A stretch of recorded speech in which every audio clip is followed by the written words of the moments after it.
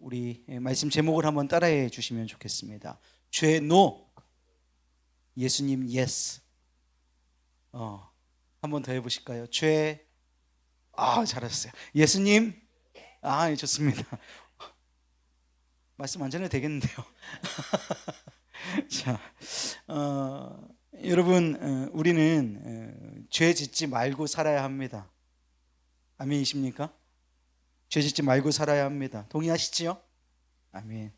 여러분, 그런데 문제는 우리가 죄를 짓지 않으려고 애쓴다고 죄를 짓지 않게 되지는 않는다는 겁니다. 그렇죠? 우리가 죄 짓지 않아야 한다는 것에 동의합니다. 그런데 우리의 삶이 우리의 믿음과는 살아내는 실력이 너무 달라서 죄를 지을 수밖에 없는 삶으로 치달아가고 있다라는 겁니다. 당연한 것입니다. 왜냐하면 우리가 예수 그리스도를 믿을 때 우리의 신분은 바뀌었지만 여전히 내 안에는 세상의 죄의 정욕이 사라지지 않고 이 죄악된 구습을 쫓는 옛사람이 살고 있어서 마귀는 우는 사자처럼 틈을 노리고 들어와서 우리로 하여금 다시 죄를 짓게 만들기 때문입니다. 여러분, 그러나 그럼에도 불구하고 우리 주님은 죄를 용납하실 수 없는 분이십니다. 그러면 우리에게 이제 남은 과제가 있겠습니다. 우리는 어떻게 하면 죄에서 멀어질 수 있을까요? 우리는 어떻게 하면 죄 짓지 않을 수가 있냐는 것입니다.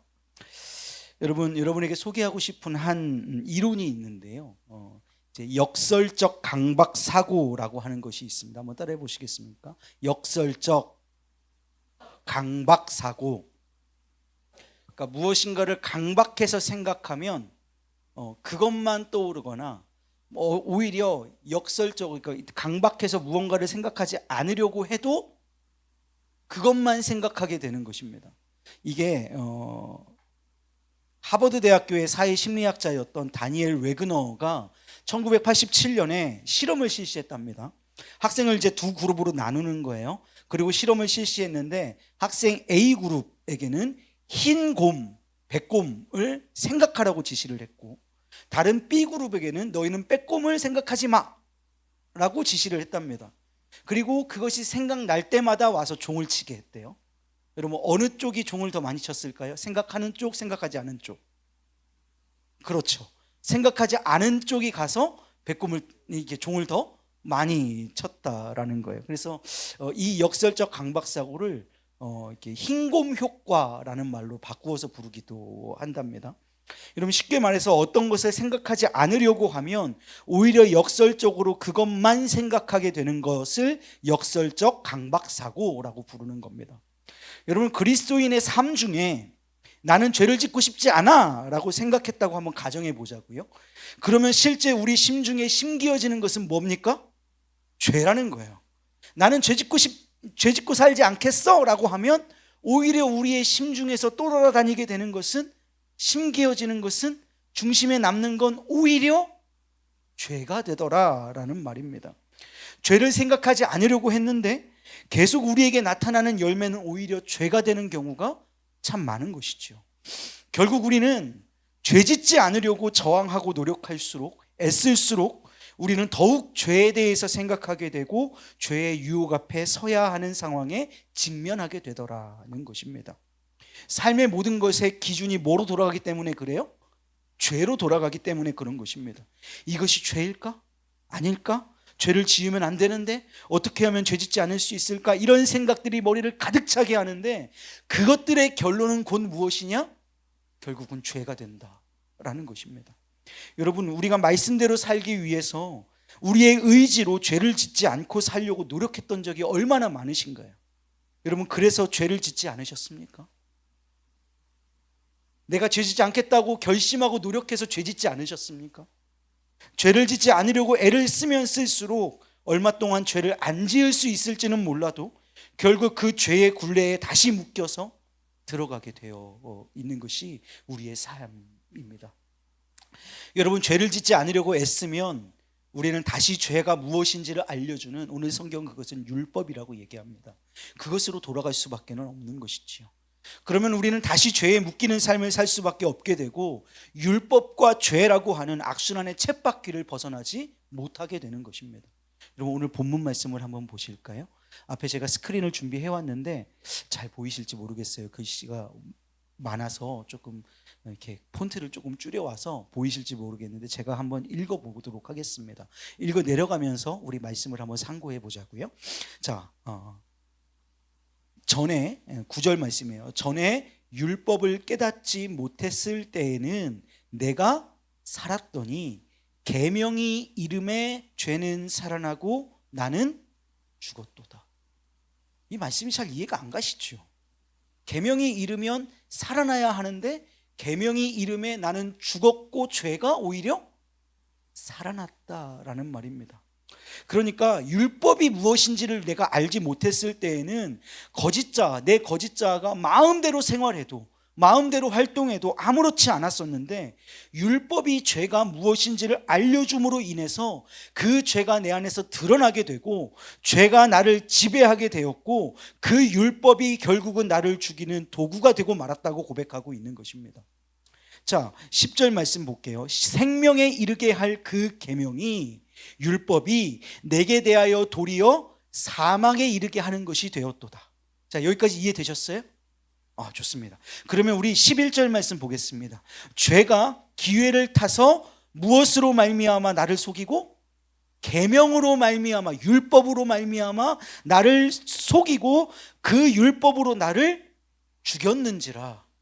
결국 우리가 죄를 생각하고 율법을 생각하면 결국은 율법의 굴레에 다시 돌아가고 율법을 생각하지 않으려고 하는데 죄를 생각하지 않으려고 하는데 결국 그 죄가 그 율법이 나를 죄인 되게 만들어서 결국은 나로 사망에 이르게 만드는 그 역할을 하는 것이 율법이라고 고백하고 있는 것입니다. 고린도전서 15장 55절에서 56절 말씀은 우리에게 이렇게 증언하고 있습니다. 사망아 너희 승리가 어디 있느냐? 사망아 내가 쏘는 것이 어디 있느냐? 사망이 쏘는 것은 죄요 죄의 권능은 율법이라. 그 율법은 죄의 권능입니다. 율법의 기능은 무엇입니까? 율법의 기능은 내가 죄인이라는 사실을 깨닫게 하는 것입니다. 율법은 내가 죄인이라는 사실을 깨닫게 만드는 것이 율법의 기능이에요. 그러니까 그 율법이 우리를 다시 올가매게 만드는 것이죠. 율법이 우리의 삶을 계속해서 올가매고 있다는 것입니다.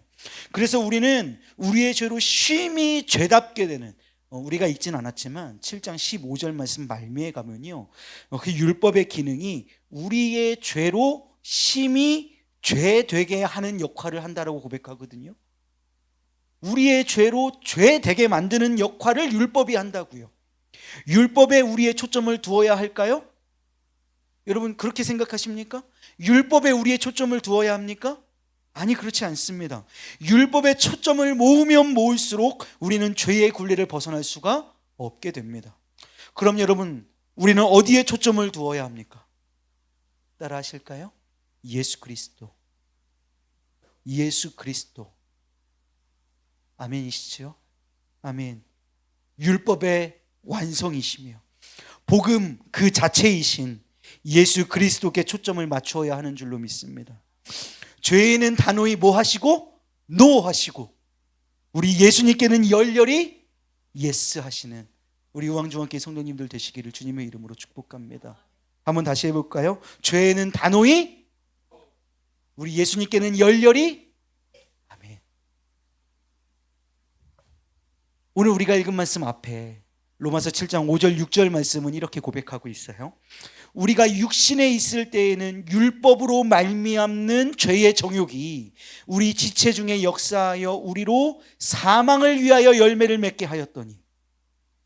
잘 생각해 보세요. 우리가 육신에 있을 때에는 율법으로 말미암는 죄의 정욕이 우리 지체 중에 역사하여 우리로 사망을 위한 열매를 맺게 하였더니, 우리는 이런 존재였으나, 죄의 굴레를 벗어날 수 없는 존재였으나 이제는 6절, 이제는 우리가 얽매였던 것에 대하여 죽었으므로 율법에서 벗어났으니 이러므로 우리가 영의 새로운 것으로 섬길 것이요 율법 조문의 묵은 것으로 아니할 것이니라. 아멘. 복음의 역사가 우리 가운데 나타난다는 것입니다. 죄에서 벗어나서 그 굴레를 벗어나서 우리는 오직 예수 그리스도를 바라보는 자로 부르심 받은 줄로 믿습니다. 사랑하는 여러분, 내 존재가 더 이상 육신에 속한 것이 아니라 예수 그리스도의 죽으심에 연합함으로 그리스도 안에 있는 나로 거듭났기 때문에 더 이상 율법 아래 있지 않고 하나님의 생명 안에 있게 된 줄로 믿습니다. 이 말씀을 사도 바울은 오늘 아침에도 말씀을 드렸지만 갈라디아서 2장 20절로 이렇게 고백합니다. 내가 곧 그리스도와 함께 십자가에 못 박혔나니. 율법에 대해서 죽은 것입니다. 죄에 대하여 죽은 거예요. 그런즉 이제는 내가 사는 것이 아니요 오직 내 안에 그리스도께서 사시는 것이라. 이제 내가 육체 가운데 사는 것은 나를 사랑하사 나를 위하여 자기 자신을 버리신 하나님의 아들을 믿는 믿음 안에서 사는 것이라. 그 복음의 역사가 우리를 이끌어가고 있는 줄로 믿습니다. 더 이상 죄의 종로로 타지 않기 위해서 죄를 생각하지 마십시오. 죄를 생각해 봤자 우리는 다시 죄의 굴레로 들어갈 뿐 어떤 능력도 힘입지 못합니다. 그러나 예수 그리스도를 생각하십시오. 예수 그리스도께서 나를 다스리도록 나를 내어드리십시오. 나의 삶은 내 주 예수의 것이니 내 생명 다해 예수로 살리. 우리의 삶은 주의 것이니 내가 그리스도와 함께 십자가에 못 박혔나니 그런즉 이제는 내가 사는 것이 아니요 나를 사랑하신 그리스도께서 내 안에 사시는 것이라. 나를 그리스도와 함께 십자가에 못 박으십시오. 이제는 내 안에 내가 산 것이 아니라 그리스도께서 사신다는 사실을 인정하십시오. 그리고 그분의 통치를 받으십시오. 그분의 다스림의 삶을 내어 던지십시오. 죄가 아니라 그리스도를 생각하십시오. 그 통치 아래, 그 다스림 안에 참된 자유, 참된 복음의 역사가 있는 줄로 믿습니다. 여러분, 죄를 이기는 방법 뭐라고요? 예수 그리스도를 생각하는 것입니다. 죄를 이기겠다고 죄만 생각하다가 죄의 굴레로 돌아가지 마시고 오히려 예수 그리스도를 생각하심으로 말미암아 죄를 이기는 참된 보혈의 역사, 성령의 충만함의 역사가 저와 여러분 가운데 있으시기를 주님의 이름으로 축복합니다. 사랑하는 여러분, 이번 한 주 또한 살아내실 텐데요, 이번 한 주도 죄의 노예가 아니라 그리스도의 자녀로 예수님을 바라보고 예수님만 생각하고 예수님께 다스림받고 예수님의 통치 안에 사는 복된 그리스도인 우리 우왕중앙교회 믿음의 식구들 모두 되시기를 주님의 이름으로 축복합니다. 우리 시간 주님만 생각합시다. 그리고 주님을 찬양합시다. 오늘 우리의 영혼에게 선포하시는 마음으로 너의 영혼은 주만 바라볼지라. 한번 따라해 보실까요? 나는 주만 바라볼지라. 나는 주만 바라볼지라. 할렐루야. 주만 바라보시는 역사 있으시기를 소망합니다. 아멘. 함께 찬양하시겠습니다.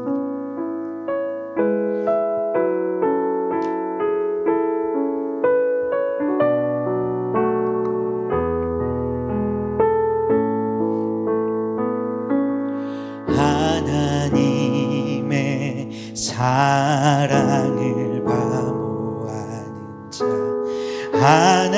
하나님의 평안을 바라보는 자, 너의 모든 것 창조하신 우리 주님이 너를 얼마나 사랑하시는지 하나님께 평안과 하나님께 찬양과 경, 하나님의 선하심을 닮아가는 자, 하나님의 선하심을 닮아가는 자, 너의 모든 것 창조하신 우리 주님이 너를 자녀 삼으셨네. 하나님 사랑의 눈으로, 하나님 사랑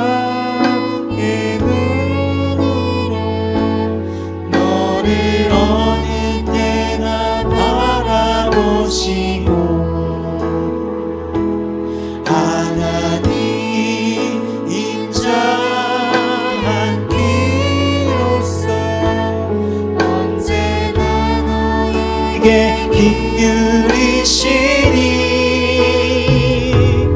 어두움에 밝은 빛을 비춰주시고 너의 작은 신음에도 응답하시니 너는 어느 곳에 있든지 주를 향하고 주만 바라보 하나님 사랑으로 하나님 사랑의 눈으로 너를 어느 때나 바라보시고 하나님 인자한 비로소 언제나 너에게 기울이시니 어두움에 밝은 빛을 비춰주시고 너의 작은 신음에도 응답하시니 너는 어느 곳에 있든지 주를 향하고 주만 바라보지라 하나님 사랑의 눈으로 하나님 사랑의 눈으로 너를 어느 때나 바라보시고 하나님 인자한 귀로서 하나님 인자한 귀 언제나 너에게 기울이시니 너는 어느 곳에 있든지 어느 곳에 있든지 주를 향하고 주만 바라보지 너는 어느 곳에 있든지 너는 어느 곳에 있든지 주를 향하고 주만 바라보 너는 어느 곳에 있든지 너는 어느 곳에 있든지 주를 향하고 주만 바라 우리 영혼에게 선포합니다. 주만 바라볼지라 주만 바라볼지라